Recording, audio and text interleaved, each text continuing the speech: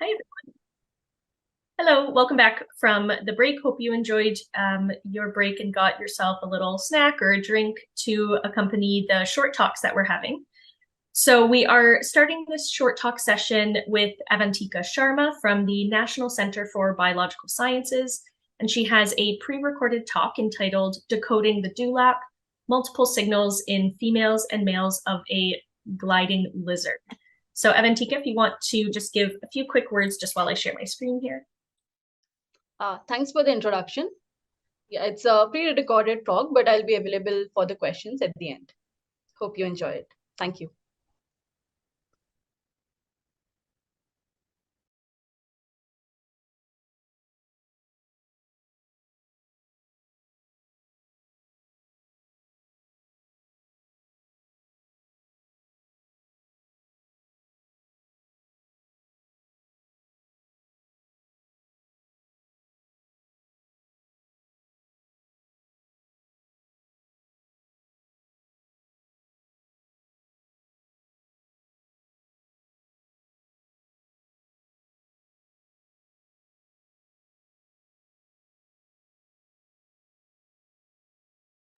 Sorry about that. It looks like there was an issue with the share sound. So I'm just going to stop sharing my screen and reshare, and then we'll start this talk over. Okay.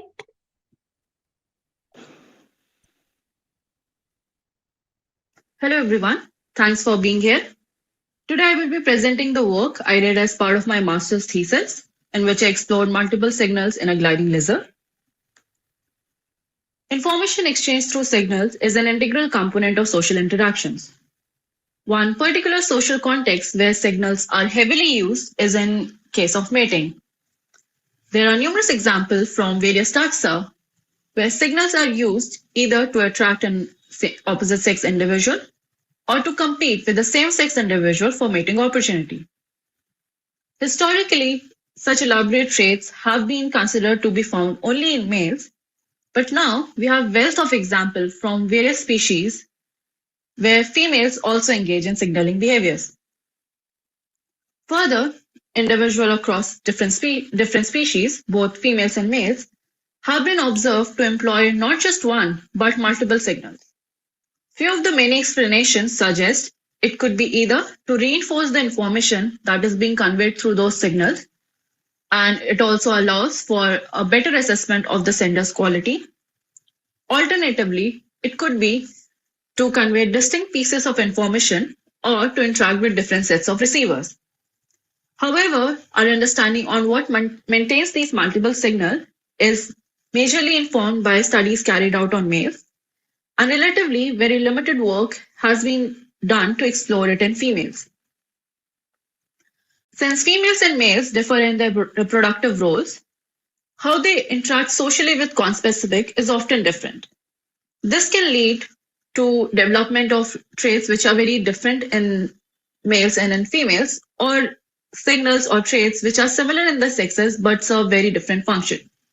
Therefore, traits conventionally considered to be male-specific, when examined comparatively in both sexes, can provide us newer insights into the function or evolution of those traits. This motivated me to ask these two broad questions.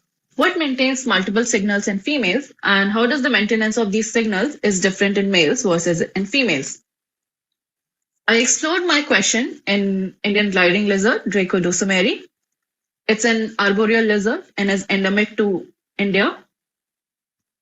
Females and males look similar except for the dewlap, the yellow throat fan, which is much longer in male and is known to be used as an organ to socially interact with conspecific. However, not much work has been done to explore it in females of these species. These species inhabit both dense forested areas as well as plantations in agroforests, and I studied them in areca nut plantations in Agumbe in Karnataka, a southern state in India. My objectives were to document the diversity of the signals used by females and test whether they are maintained as backup signals or are used to interact with different sets of receivers, mainly whether they are used to interact with same-sex individual or with opposite-sex individual, and compare it in females and males. I studied them from January to April, which is considered to be their breeding season. These lizards are diurnal in nature with 2 known activity peaks, and I sampled them during those hours. Using a 30 feet telescopic pole, I caught 42 individuals, and using a non-toxic permanent marker gave each of them a unique identification number. On these 42 marked and a set of unmarked individual, I carried out 169 focal samples with repeated measures. Of these, 55 were on females and 114 on males. While carrying out focal animal sampling, I also recorded the sex and the number of conspecific which were present within 5-meter radius of the focal individual. To identify the potential receiver of those signals, I chose this distance of 5 meters based on my pilot observation, as most number of dyadic interactions were observed within this distance.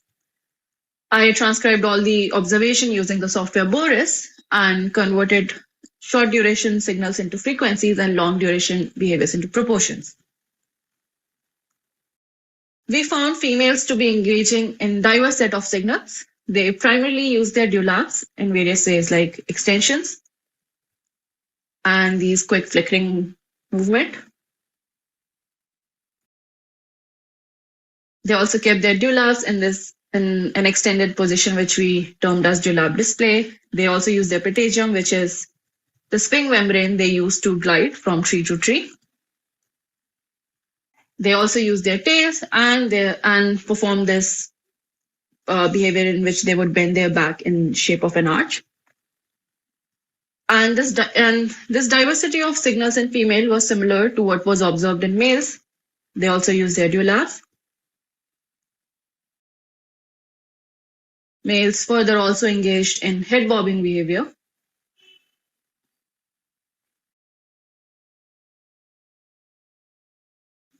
And similar to what was seen in female, they also use their tail and their patagium.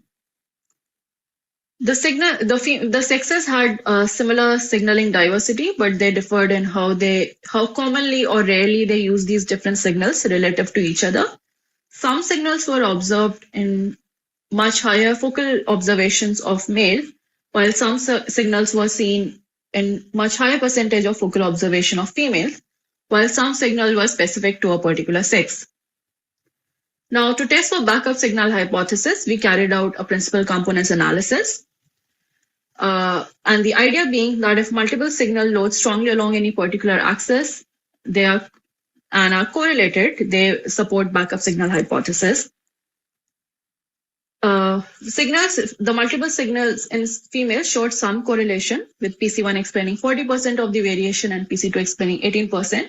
Specifically, the signals patagium extension, archback, and dewlap display loaded strongly along first principal component and hence were correlated. The rest of the signals did not load strongly along any particular axis. Male signals, on the other hand, did not show any form of correlation, as PC1 explained only 33% of variation, PC2 explained only 21% of variation, and none of these signals loaded strongly along any particular axis. Further, we modeled each signal as a function of proportion of time a female receiver was present, proportion of time a male receiver was present within 5-meter radius of the focal individual. Since these lizards are cold-blooded in nature, we also included weather as a categorical variable. The frequency behaviors were modeled using GLM framework, and proportion behavior were modeled using a beta regression framework. The signals in female did not show a very clear correlation pattern, as only dewlap display showed a statistically detectable positive association with female audience. Other signals like dewlap extension and patagium extension were positively related to female audience. However, none of the signals were found to be associated with male audience in any detectable manner. Male signals showed a much clearer correlation pattern, with some signals which were performed primarily in presence of other males and some signals which were positively associated with the presence of other females. None of the signals in both the sexes were impacted by the weather condition. Bringing the results together, The signaling repertoire of female Draco lizard is as diverse and similar to males. However, the sexes differed in the relative use of those signals in terms of how commonly or rarely they perform these different sets of signals. These multiple signals also seem to be maintained differently in the sexes, as in case of males, there is a clear support for multiple receiver hypothesis, with certain signals performed primarily in presence of same-sex individual, while some signal associated with opposite-sex individuals.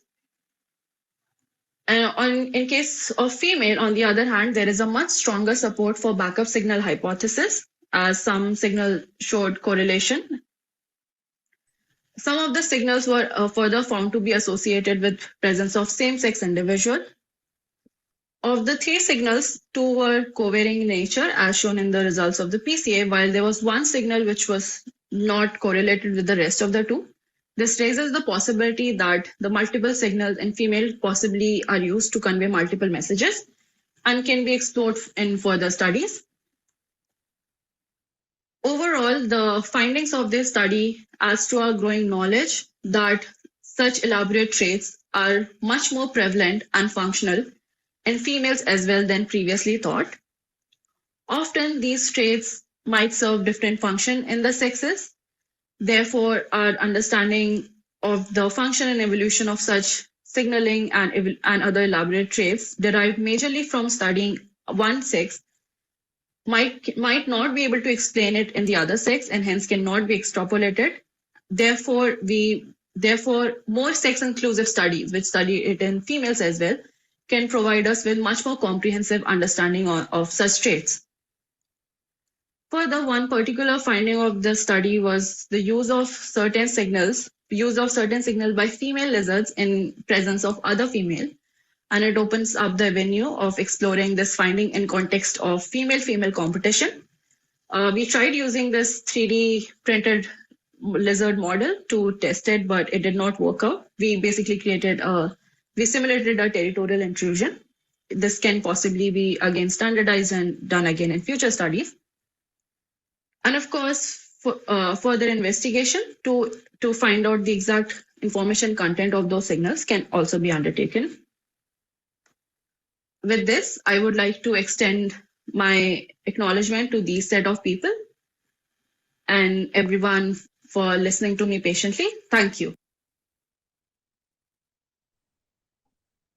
Thanks for a great pre-recorded talk, Avantika. I will keep my screen shared just in case we have to go back to any of the slides or anything on the presentation. It's funny because one of my questions was going to be, is there a reason why males have certain behaviors while females don't? But I think that's something you covered in the sort of key findings at the end, that we're not really too sure why males and females differ in this behavior. Yeah, so broadly I can answer that. Sorry, if... Oh, no, go ahead. So broadly I can answer that. Yeah, possibly since, like, as I mentioned, they have different reproductive roles and life histories. So they evolve different signals for different purpose. And hence they differ in the signaling diversity differs slightly in males and females. And so just looking at the YouTube chat for some questions, we have Laura again asking, hi, thanks for the very nice presentation. I have a question. Do you measure these signals before or after they actually mate? Because it is during the breeding season, so maybe they produce some signals if they already found a partner or before they found a partner, for example.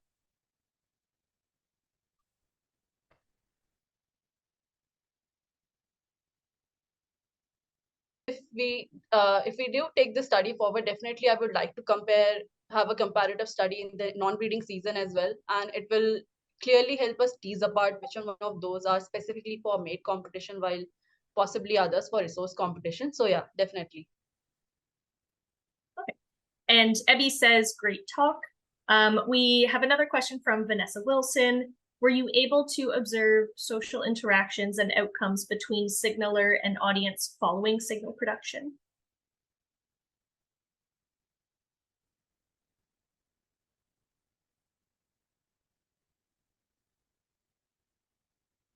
So most of the social interactions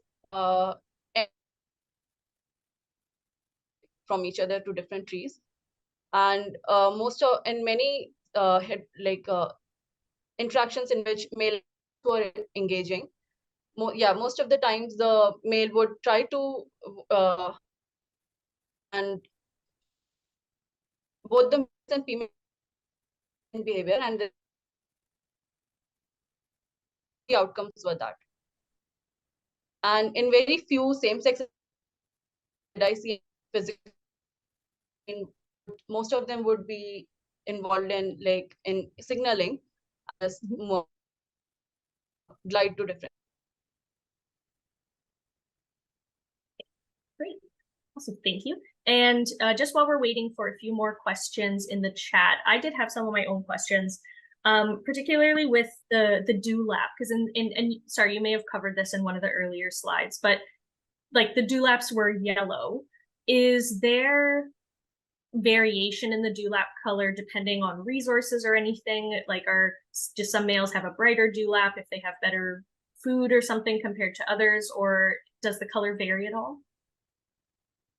So just from my observation, I did think some device maybe might find some variation across individual, but just by my just through the naked eye, there was no change. And yes, they were pretty much. Yeah. And one of the other things you mentioned was the males vary in their dewlap display. Was this like the behavior movement of their dewlap, or was this the visual the visual look of their dewlap? Like when you talk about the display, was it the behavioral display or like the physical display? So I think I just meant in terms of how they use dewlap in different ways. Like they perform extensions, quick extensions, slow extensions. It's just the variation we see in how they use dewlaps in different ways. I think I meant it in that way. Okay, great. And just another question coming in from the chat from Iwan Lau. During non-breeding sessions, what do they do? I'm just trying to understand what other behaviors could be observed besides the ones that you listed. So we observed them specifically in the breeding season.